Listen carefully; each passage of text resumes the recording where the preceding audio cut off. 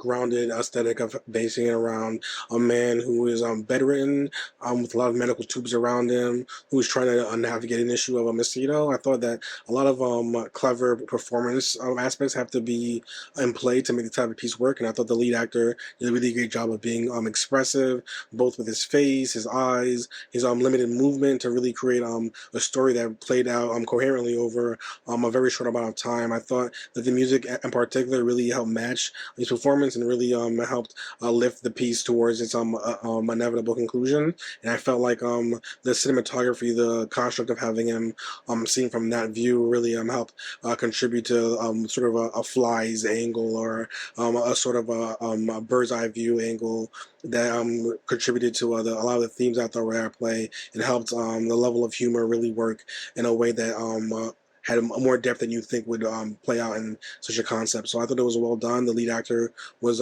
very talented and really committed to the performance, and I thought that came through. The execution was simple and effective. I really like when you just have like a strong, clear concept, and it plays out so beautifully. We are, as the audience, fighting for this character to win. We are on his side. We're rooting for him when he finally gets the fly, or so we think. We all breathe this collective sigh of relief, like, yes, finally, he can be at peace. We can be at peace. It's over, finally. The battle is won. And when we hear that, in fact, it's not dead and it brought friends, ugh, so it begins again. But also having all of the extra flies or mosquitoes come in was symbolic of something.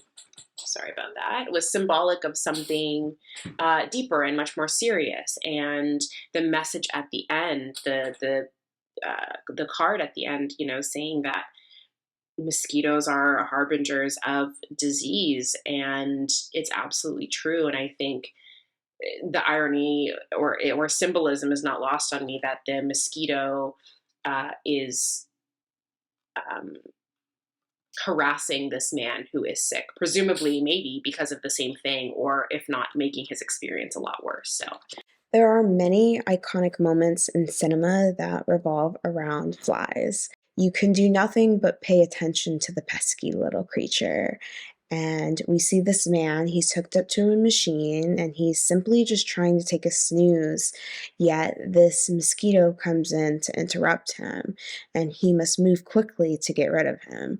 And he does, only in the end for another mosquito to make his way into the frame. And as it turns out, upon further research, you find that the title is a translation for a gnat and a mosquito. It's the Spanish word for mosquito, actually. And it just, when you really look at this standpoint, you see that it's very sickly, it's very grim, and it's close up, and it makes you uncomfortable. And I want to get rid of this bug too. And it almost makes me wonder if there might be a connection to this sickness, to this mosquito, a nod to malaria perhaps. There's a stretch, but that's where my mind maps out to as I really dive into maybe what this film could be about. It gets a lot out of its very contained setting and narrative. It deals with this utterly relatable scenario, trying to swat away the mosquito, and I think this allows us to feel the sheer frustration of being trapped, and failing to swat away this infuriating mosquito. It's done well enough that that frustration keeps building and building and building and building, and to the point where we just get desperate for him to succeed. And when he finally does, when he finally swats the mosquito, there's such a massive sense of relief. But obviously, you know there's going to be more. When it turns out to be like a whole swarm of them, it's like insane, and it's just like it does that thing of being so painful that it becomes funny, which I think is just a very effective use of a very reduced setting production. The actor playing the lead is excellent. Although he only has his head, neck, and face to move, his acting is incredible to tell the story. Such expressive moves and eye focus. I like his playing with the stick as well. The staging of him in bed with all the medical equipment is so convincing, and I appreciated the fact that he is filmed from above, giving it a real bird's eye view.